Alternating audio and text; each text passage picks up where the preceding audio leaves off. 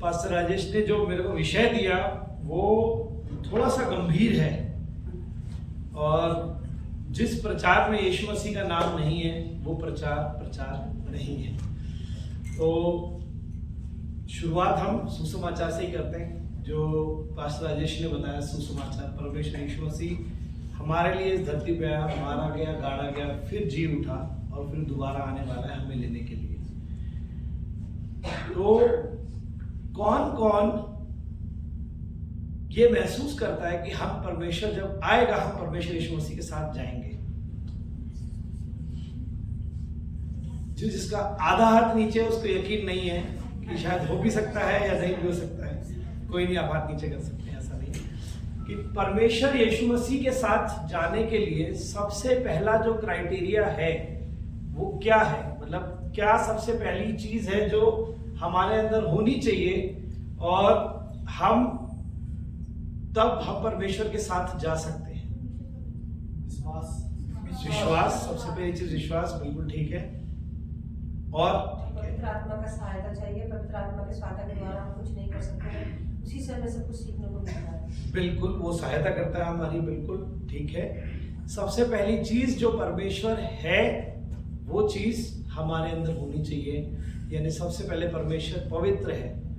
अगर हम पवित्र नहीं है, हमारे अंदर पाप मौजूद है, तो हम कलीसिया में वैसे ही हैं जैसे पानी के ऊपर तेल, साथ होते हुए भी वो साथ नहीं है। चाहे कितना भी आप उसे मिला लोगे, कितनी भी चम्मच घुमा लो पानी को, चाहे कितना भी गर्म कर लो, कितना भी ठंडा कर लो, पानी के साथ तो नहीं मिल सकता। वैसे ही हम परमेश्वर के साथ, हम परमेश्वर जब हमें परमेश्वर लेने आएगा तब हम परमेश्वर के साथ हम तब तक नहीं जा पाएंगे। हम बोलेंगे कि हमने चर्च के अंदर बैठ के हमने बहुत कुछ सुना, बहुत सारे लोगों को पैम्पलेट बांटा, पर जब तक हमारे जीवन में पाप मौजूद है तब तक हम परमेश्वर यीशु मसीह के साथ नहीं जा पाएंगे।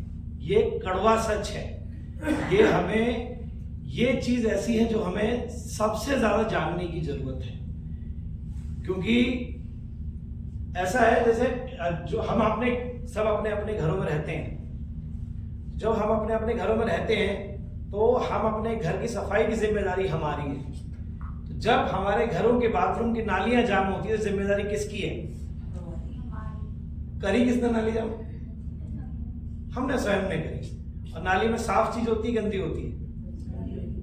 तो वैसे ही हमारा जीवन भी, पाप भी उसी काले कीचड़ के समान है जो हमारे जीवन में हमने अपने हाथों से स्वयं इकट्ठा किया है। किसी और ने इकट्ठा नहीं किया, हमने स्वयं ने इकट्ठा किया हुआ है। परमेश्वर यीशु मसीह के सामने जब हम आते हैं, जब हमने परमेश्वर यीशु मसीह को उद्धारकर्ता ग्रहण कर लिया, तो परमेश्वर ने वो हमें क्षमा दे दिया, वो सारे काले कीचड़ को साफ कर दिया। तो उसके बाद, साफ करने के बाद हमारी जिम्मेदारी क्या बनती है कि हमें उसको साफ ही रखना है। ठीक है? पाप क्या चीज है उसके अंदर नहीं जाएंगे कि किस किस चीज को पाप कहते हैं, पर पाप है क्या चीज? पाप वो है जो परमेश्वर के विरुद्ध में है। बिल्कुल सही, परमेश्वर के विरुद्ध में है। जिस चीज को परमेश्वर बिल्कुल भी पसंद नहीं करता, क्योंकि जैसे तेल से पानी दूर रहता है वैसे ही परमेश्वर से पाप दूर है। पृथकता आई जब पहली बार पाप हुआ या किया गया, तो उस पाप से परमेश्वर से वो लोग दूर हो गए। परमेश्वर का प्रेम आज भी वैसा ही है जैसा आदम और हवा के समय था। दूर कौन है? परमेश्वर उसी जगह अपनी जगह है, दूर हम हैं। क्यों? क्योंकि पाप हमने किया। आज भी हम पाप करते आ रहे हैं। जब हम अपने जीवन से उस पाप को नहीं निकालेंगे तब तक हम परमेश्वर के नजदीक जाना असंभव है। हम परमेश्वर के पास नहीं पहुंच पाएंगे। कि हम अपने जीवन में परमेश्वर की उपस्थिति को अगर हम महसूस करना चाहें तो वो हम महसूस भी नहीं कर पाएंगे अगर हमारे जीवन में पाप एक लगातार के तौर पे जिंदा है। जो रोजाना के तौर पे हमारे जीवन में अगर पाप जिंदा है, पाप को हमें अपने जीवन में से खत्म करना पड़ेगा। कोई भी अगर हम नया मकान खरीदते हैं तो नए मकान में जितनी भी नालियां हैं, ऊपर की जगह है जहां पे भी साफ सफाई होनी होती है, तो नया मकान साफ सुथरा होके मिलता है। तो परमेश्वर ने हमें उसी प्रकार, जब हम परमेश्वर के सामने बैठ के अपना पछतावा करते हैं, सारे पापों का अंगीकार करते हैं, तो परमेश्वर हमें उसी प्रकार सर से लेकर पैर तक पवित्र करता है, नया करता है। हम स्वयं नहीं हो सकते हैं, हम अपने कामों से नहीं हो सकते हैं, परमेश्वर ने अपने लहू के द्वारा हमें पवित्र किया। तो परमेश्वर ने उसी क्षण, जब पहली बार पाप हुआ था, तो उसी क्षण परमेश्वर ने पाप खत्म क्यों नहीं कर दिया? उसी टाइम शैतान को मार दिया होता, बातें खत्म हो जाती। ऐसा क्यों? उस टाइम क्यों नहीं किया? किसी के दिमाग में आया नहीं, यहां तक हम पहुंचते ही नहीं। हाँ जी, नहीं, पश्चाताप नहीं किया, ठीक है। बहुत सारी चीजें होती हैं, जैसे पश्चाताप, अगर किसी ने पाप किया, अगर आपके बच्चे ने कुछ पाप किया, तो आप जिस चीज से किया वो चीज तो फेंक देते हो ना। परमेश्वर का प्रेम सबसे बड़ा रीजन था कि अगर उस समय वो शैतान को मार भी देते तो भी वो पाप वहां आ चुका था। हमारे और परमेश्वर के बीच में वो पृथकता आ चुकी थी, और मनुष्य के अंदर जो वो पाप आया था, जो शैतान ने बीज बोया था, उसके अलावा ये मनुष्य को जानना जरूरी था कि परमेश्वर का प्रेम सबसे ऊपर है, और परमेश्वर का प्रेम आज भी वैसा ही है। क्योंकि परमेश्वर का जो प्रेम है, उसी के कारण आज तक हम यहां तक हैं। क्योंकि आज भी परमेश्वर ये चाहता है कि हम सारे पापों को छोड़ के हम परमेश्वर के पास आए। क्योंकि परमेश्वर को पता है जब तक हमारे अंदर पवित्रता नहीं आएगी, हम उसके पास नहीं पहुंच सकते। हम उसके उस प्रेम को जो वो हमसे करता है, क्योंकि हम जब भी किसी से प्रेम करते हैं तो हम हमेशा ये चाहते हैं कि वो भी हमें प्रेम करे।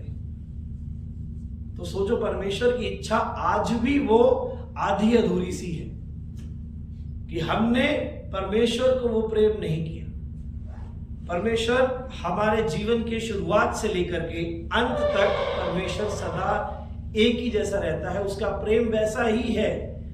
तो वो वैसा ही प्रेम करता हुआ आ रहा है, पर हमने उसको वैसा प्रेम वापस में नहीं दिया। तो अगर परमेश्वर यीशु मसीह मनुष्य शरीर में आज भी जिंदा है, तो उसको दिल में तो दुख लगता होगा, बुरा भी लगता होगा कि मैं इनके लिए मारा गया, गाड़ा गया, फिर जी उठा, तो ये मेरे प्रेम को नहीं समझ पाए। आज भी मैं इनसे प्रेम करता हूं, और जिस वक्त ये जो पाप करते हैं और उसके बाद जब भी क्षमा मांगते हैं, मैं उन्हें क्षमा करता हूं। तो पर ये इसका लाइसेंस नहीं है कि मैं हमेशा पाप करके क्षमा मांग लूंगा। नहीं, एक समय आएगा जब परमेश्वर अपना उस मनुष्य से मुख को घुमा लेगा, और फिर वही लोग वो दरवाजे पे होंगे जो बोलते हैं कि मैंने तेरा नाम लिया, दरवाजा खोल दो। इसलिए परमेश्वर ने केवल और केवल प्रेम के कारण, और वो उसी प्रेम के कारण ही वो इस धरती पे आया। क्योंकि परमेश्वर यीशु मसीह क्यों आया और किस लिए आया?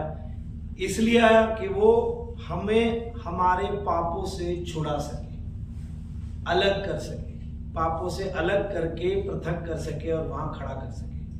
और क्यों आया? क्योंकि वो हमसे प्रेम करता है। कोई भी हम में से कौन ऐसा है जो चलते हुए जा रहा और गटर में 10 रुपए का सिक्का गिर जाएगा और उसमें हाथ डाल के वो निकालेगा, जो कि उसे दिख भी नहीं रहा है? परमेश्वर ने वही किया। परमेश्वर इस संसार में इतना गंद है, उस गंद के बीच में वो स्वयं परमेश्वर उतरा और उसने अपना एक रास्ता दिया जिसके द्वारा हम परमेश्वर के पास तक पहुंच सके, परमेश्वर यीशु मसीह तक के पास तक पहुंच सके। और क्यों?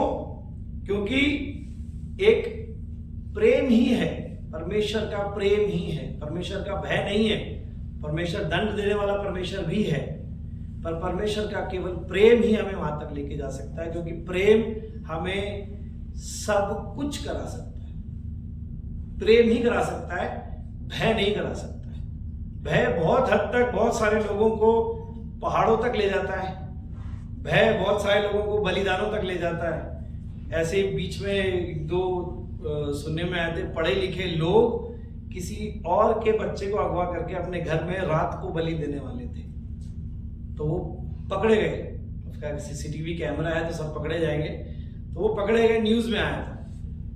तो भय बहुत सारी चीजें गलत कराता है, भय बहुत सारी चीजें आपको किसी हद तक भी ले जाता है, पर सिर्फ केवल प्रेम ही है कि जो प्रेम के लिए लोग अपनी जान भी देने को तैयार होते हैं। बहुत सारे लोगों ने सुना होता है ना, लव लेटर लिख के जाते हैं, मर जाते हैं बेचारे, कि मेरे को किसी लड़की ने छोड़ दिया या मेरे किसी लड़के ने छोड़ दिया या ऐसा हो गया वो हो गया, तो वो मर जाते हैं। उनको वो हिम्मत कहाँ से आती है मरने की, कहाँ से आती है? जब हमारे हाथ पे अगर एक आधा कट लग जाए तो हमें बहुत दर्द होता है। स्कूल साइकिल से गिर जाए, हमारे घुटने में चोट लग जाए तो उसमें बहुत दर्द होता है।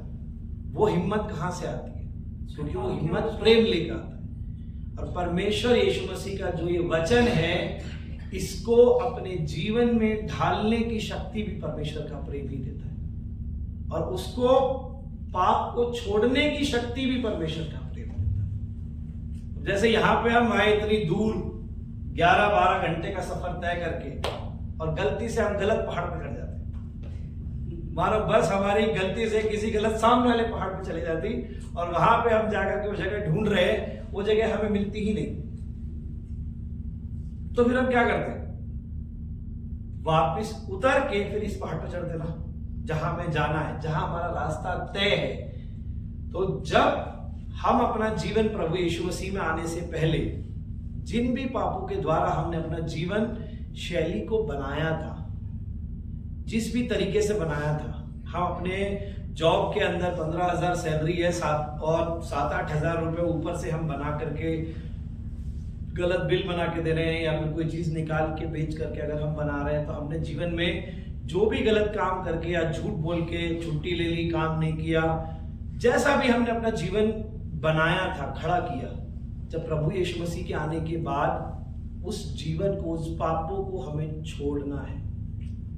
अब जब छोड़ेंगे तो हम सोचते हैं कि भाई ये वो चीजें अगर हम छोड़ देंगे तो सबसे पहली चीज तो एक तो इनकम खत्म हो जाएगी, पैसा कम हो गया। मुद्दे के बाद हमें प्रेम पैसा भी छुड़वा देगा कि चलो 15,000 में भी गुजारा कर लेंगे, पर जो पाप में जो भागीदारी है, जो मसीह में नहीं है, वो भड़क जाते हैं। जैसे कि अगर आप किलोमीटर का हिसाब के हिसाब से हमें पेट्रोल का पैसा मिलता है, और कहीं पार्क में बैठ करके आगे का पहिया घुमा रहा हो खाली, तो वो किलोमीटर बढ़ता जा रहा है, तो वो किलोमीटर का पैसा फालतू आ गया। तो केवल उस कंपनी में आप ही नहीं हो ना, 10 लोग और हैं जो वो गलत बिल जमा कर रहे होंगे, और जिस दिन आप अपना सच्चा बिल जमा करोगे, वो सारे भड़क जाएंगे, वो बोलेंगे कि तू सच्चा बिल क्यों जमा कर रहा है। तो हम जब कभी भी अपनी जीवन शैली में इन चीजों को वापस करना शुरू करेंगे ना, यानी गलत चीजों की जगह सही चीजें करना शुरू करेंगे, तो जो हमारे सहभागी थे वो हमारे विरुद्ध खड़े मिलेंगे। पाप का छोड़ने का सबसे पहला ये हमें नुकसान नजर आता है। परमेश्वर का वचन अपने जीवन में मान रहे हैं, केवल पाप बंद करने से ठीक है, हो जाएगा, परमेश्वर हमें अपने साथ ले जाएगा। अगर हमने अपने जीवन में पाप करना बंद कर दिया, अगर केवल हमने अपने जीवन में पाप करना बंद कर दिया, हमने पाप को बिल्कुल बंद कर दिया, जीरो कर दिया, तो क्या हम परमेश्वर के साथ जाने लायक हैं? नहीं। क्योंकि जब हम अपने जीवन में पाप करना बंद कर देते हैं, तो परमेश्वर ने हमें पाप करने बंद के लिए नहीं चुना है। परमेश्वर ने हमें चुना है परमेश्वर के कर्मों को करने के लिए, कि परमेश्वर ने हमें पवित्र किया है कि हम परमेश्वर के कार्यों को करें। सही चीजें, पाप की जगह सही चीजें करना बहुत जरूरी है। जैसे कि अभी ये बहुत सारे लोग सिगरेट पीने की आदत होती है, तो सिगरेट पीने की आदत के लिए लोग कहते हैं कि सिगरेट पीना छोड़ दो। तो खाली सिगरेट पीने छोड़ने से कि हम सिगरेट नहीं पिएंगे, पर जिस वक्त वो सिगरेट पीने का है, जैसे कि 1-2 घंटे का समय ऑफिस में होता है, उसके बाद 15 मिनट का ब्रेक मिला, तो लोगों को आदत होती है 15 मिनट के ब्रेक में 2 सिगरेट पी के आने की। अगर 2 सिगरेट 15 मिनट के ब्रेक में पीते हैं तो ब्रेक तो वहीं के वहीं है, सिर्फ उसमें सिगरेट हमने बंद कर दी, तो उस जगह वो जगह खाली हो गई कि हमने जो पाप करते थे वो पाप करना हमने बंद कर दिया, अब वो जगह खाली है। तो उस जगह को हमें भरना है, उस जगह को जहां हम पाप करते थे, हमें परमेश्वर यीशु मसीह के नाम से हमें अच्छे कामों को जो परमेश्वर ने हमें वचन के हिसाब से तय किए हैं उन कामों को उस जगह डालना है। गलत चीजों को हटाना है, परमेश्वर के नामों के कामों को उस जगह डालना है, क्योंकि पाप को निकालना हमारे जीवन से बहुत ज्यादा जरूरी है। पवित्रता होनी चाहिए, उतना ही ज्यादा जरूरी पाप नहीं होना चाहिए। जैसे कि अगर पास्टर राजेश आप सबके घर आए होंगे, पास्टर राजेश सब अपने आप घर आते हैं और आप सबने डिनर बनाना है, तो कोई अपने घर में गंदी प्लेट में खाना खिलाएगा कोई भी गंदी प्लेट में खाना, बिना धुली हुई प्लेट में खाना नहीं खिलाएगा। क्यों? क्योंकि सोच है साफ सुथरा होना चाहिए। तो वैसे ही परमेश्वर के लिए है, परमेश्वर के लिए ये जो शरीर है जो हमें चढ़ाना है, एक बार रोमन्स का 12:1 पढ़ लेते हैं। अतः भाइयों, मैं परमेश्वर की दया से स्मरण दिलाकर तुमसे आग्रह करता हूं कि तुम अपने शरीरों को जीवित, पवित्र और ग्रहण योग्य बलिदान करके परमेश्वर को समर्पित करो। परमेश्वर के लिए वो खाना, पास्टर राजेश के लिए वो जो आप 2 रोटी और 1 सब्जी जो आप देंगे, वो परमेश्वर के लिए हमारा शरीर है। क्या कोई भी पास्टर राजेश को कीड़ा डाल के देगा? कीड़ा सब्जी के अंदर नहीं ना। गोभी भी कोई ढूंढेगा तो काट करके 4 बार देख करके गोभी में कोई कीड़ा तो नहीं है। तो वो हम सब लोग खास ध्यान रखते हैं, जब कभी हम अपने लोगों के लिए खास, जो कोई हमारे घर में मेहमान आता है उसके लिए जब कभी भी हम खाना बनाते हैं तो खास ध्यान रखा जाता है। तो वैसे ही परमेश्वर को हमें जीवित बलिदान, क्या चीज होती है? चलो, जीवित बलिदान।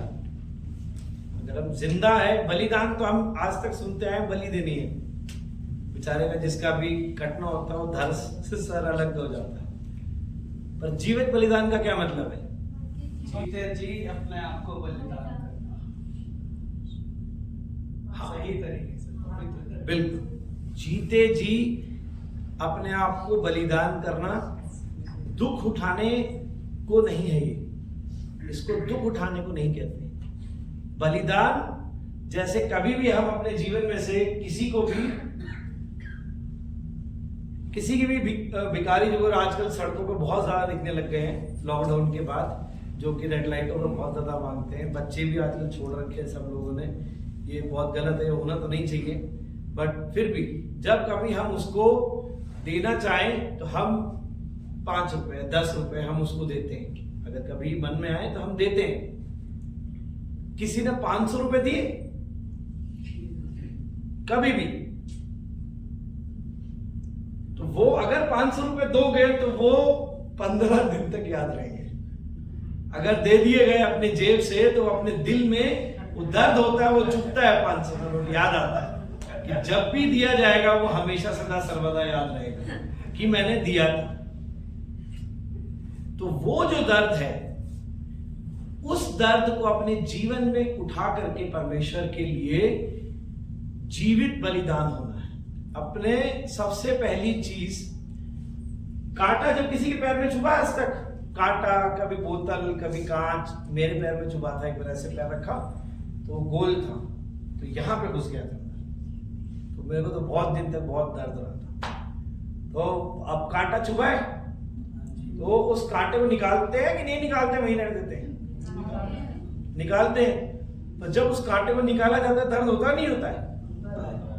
और फांस चुभी है, फांस किसे कहते हैं पता है ना? ये प्लाईवुड की लकड़ी जब ऐसे खींच लो तो एक छोटी सी लकड़ी अंदर घुस जाती है ना? उसको निकालने के लिए कौन सा औजार लगता है घर का? धागा सिलने वाली सुई इस्तेमाल होती है, और वो सुई लगाने से दर्द होता है कि नहीं होता है? होता है ना। तो वो हमारे अच्छे के लिए हो रहा है कि बुरे के लिए हो रहा है? अच्छे के लिए हो रहा है। तो वो दर्द हमें सहना पड़ता है। तो उस दर्द के बाद आराम कितना आता है? हाँ ठीक है, अब तो ठीक हो जाएगा ये, पर हाँ ठीक है चल जाएगा। जब भी हाथ धोने जाओ याद रहेगा 15 दिन तक, जब तक वो ठीक नहीं हुआ। उससे साबुन लगेगी उसके अंदर, सब्जी खाओगे तो उसमें मसाला लगेगा उसके अंदर। वैसा बलिदान हमें बलि क्या करनी है अपने जीवन में से? पाप की बलि। तो पाप की बलि तो हम देने को तैयार है, और वो बलि हमें फिर दर्द किस चीज का होगा? दर्द होगा उसी का जो जीवन शैली हमने बनाई है। जब हम उसे त्यागेंगे तो जो लोग हमारे विरुद्ध खड़े हो जाएंगे, हमें नौकरी पे जीना और पड़ोस में जीना दूभर कर देंगे। पाप छोड़ना आसान नहीं होता, पर जब एक बार पाप छूट जाता है और जब उसके हिसाब से जब आप दोबारा जीवन शैली तैयार करते हैं परमेश्वर के हिसाब से, तब हमारे आस पड़ोस के सब लोगों को पता चल जाता है कि आदमी झूठ नहीं बोलता। इससे अगर बोलोगे कि चलो झूठी गवाही देने चलो, नहीं देने जाएगा। गलत चीज के लिए खड़े हो जाओ, नहीं खड़ा होगा। तो जब वो जीवन शैली बन जाती है, मेरे को भी बड़ा मुश्किल हुआ था 2011 में प्रभु यीशु मसीह में चर्च में हमने जाना शुरू किया था DBF गुड़गांव में। तो उस समय जो जीवन शैली बनी हुई थी, फिर उसको त्याग के नई जीवन शैली बनाना बहुत मुश्किल होता है। तो उस टाइम में मार्लबोरो का इवेंट था। मार्लबोरो कंपनी जो सिगरेट बेचती है, उस कंपनी में मैं गुड़गांव की फील्ड का सुपरवाइजर था। तो हम क्या करते थे, हम उसमें से डब्बियां चोरी करके निकाल करके दुकानदारों को बेचते थे, और वो दुकानदार हमें पैसे देते थे, और हम करते थे फ्री में सैंपलिंग होती थी। तो अब यीशु मसीह में आ गए, अब ये काम बंद करना है। सैलरी ठीक ठाक थी, 2011 में 17,000 मिलते थे मेरे को। तो अभी काम बंद करना है। अब काम मैंने बंद कर दिया, सब कुछ ठीक चल रहा है, डब्बियों को ऊपर नीचे भी नहीं हो रहा है, हिसाब ठीक है, कंपनी को मेरी तरफ से प्रॉफिट भी जा रहा है। फिर बाकी सब सुपरवाइजर मेरे से बोलने लग गए कि तुम्हारा ऐसे क्यों कर रहे हो? तेरे को बेईमानी नहीं करनी, मत कर। तुमने लड़कों को बेईमानी करने दे, कम से कम तेरा हिसाब और हमारा हिसाब मैच हो जाएगा। नहीं तो अगर तेरा हिसाब में ज्यादा प्रॉफिट दिखेगा तो बाकी सब लोग हमसे पूछेंगे कि तुम लोग क्यों नहीं कमा रहे, उसका हिसाब में हमें कंपनी को मुनाफा हो रहा है, तुम्हारे में क्यों नहीं हो रहा। तो उस जीवन शैली को वापस खड़ा करने के लिए जो वो दुख सहना होता है, वो ये बलिदान है। क्योंकि अपने जीवन में से पाप को निकाल करके बाहर करना उस फंसे हुए फांस के बराबर है। पहली बात तो वचन को सुई के जैसे लेके निकालना पड़ता है उसको, एक एक चीज के द्वारा। निकलने के बाद फिर जब दोबारा खड़ा होगा तो वो नौकरी फाइनली मेरे को छोड़नी ही पड़ी। उसके बाद फिर जब दूसरी नौकरी पकड़ी, तब उसमें डे 1 से जब ईमानदारी रखोगे, नई जगह जब डे 1 से ईमानदारी रखोगे ना, तो आपको बलिदान रूपी चीज सहनी ही नहीं पड़ेगी। क्यों? क्योंकि सबको पता है आप सच्चे हो, सबको पता है आप गलत काम नहीं करते। तो अगर हम ये चाहते हैं कि हम परमेश्वर के लिए, हम परमेश्वर के साथ और परमेश्वर से मिलना चाहते हैं, जैसे अभी आंटी जी ने बोला पवित्र आत्मा का साथ चाहिए। पवित्र आत्मा भी कुछ नहीं कर पाएगा। पवित्र आत्मा भी हमारे साथ अगर मान लो एक तरीके से इतने पास है, तो पवित्र आत्मा भी कुछ नहीं कर पाएगा अगर हमने पाप को नहीं छोड़ा। पाप को छोड़ना हमारे जीवन में सबसे ज्यादा जरूरी चीज है। सबसे पहला कदम हमारा पश्चाताप होता है। जब हम परमेश्वर में आते हैं, हम अपने पापों का पश्चाताप करते हैं। अच्छा, पश्चाताप करने का मतलब क्या है? हाँ जी, पश्चाताप का मतलब ये कि जब हम पश्चाताप करने बैठते हैं तो हृदय से बैठे कि पवित्र आत्मा मैं अपनी तरफ से नहीं छोड़ पा रहा हूँ, मेरी सहायता करें कि मैं इसको छोड़ने में मेरी मदद सहायता मुझे मिले, कि मैं इसको दोबारा करने वाली ना हूँ, उस पर चलने वाली ना हूँ, मुझे कायम करें। बिल्कुल सही है। और मान लेना कि इसको दोबारा ना चलना। पश्चाताप का सबसे गहरा और सबसे एक मतलब यही है एक कि हमने पाप किया है, हम ये मानेंगे और हम दोबारा नहीं करेंगे। पश्चाताप का यही मतलब है। सॉरी बोलने का मतलब यही होता है ना कि दोबारा नहीं होगा। क्षमा मांगने का मतलब यही होता है कि दोबारा नहीं होगा। और अगर बार बार वही गलती होती है तो हम क्या कहते हैं, तेरे सॉरी बोलने का कोई मतलब नहीं है, तू है ही ऐसा।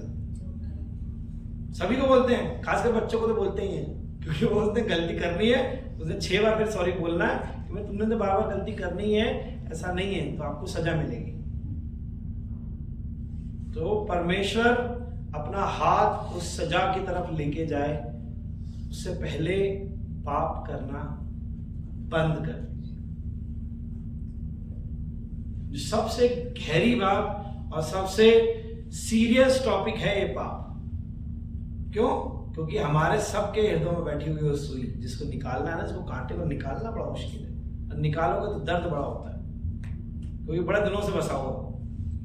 जब उसको निकाला जाता है तो हमें हर एक चीज याद आती है कि यार ये जीवन का सारी सहूलियत बना ली थी मैंने, सब कुछ बन गया था, अगर मैं ये चीज कर दूंगा ना, मेरा सारा जीवन जो मैं कमा रहा हूं सब बर्बाद हो जाएगा। मैं कल को अपनी बाइक की किस्तें कहां से दूंगा? तो ये सब चिंताएं हैं। इन सब चिंताओं को हमें परमेश्वर पे डालना है। परमेश्वर हर एक चीज संभालने के योग्य है, हर एक चीज संभालने के योग्य है। चिंताएं परमेश्वर पे डाल करके, और जब आप परमेश्वर के लिए पवित्र होकर के खड़े होंगे तब परमेश्वर आपकी चिंताओं को देखता है और वो संभालेगा। एक तरीके से उसकी मदद आप तक पहुंचेगी, नहीं तो उसकी मदद भी नहीं पहुंचती है। पहुंचने को तो परमेश्वर का हाथ हर जगह पहुंच सकता है, हर क्षण। वो आग में डाले गए तो भी नहीं जले। क्यों? क्योंकि वो परमेश्वर के लिए खड़े थे और परमेश्वर उनके लिए खड़ा था। हालेलुया।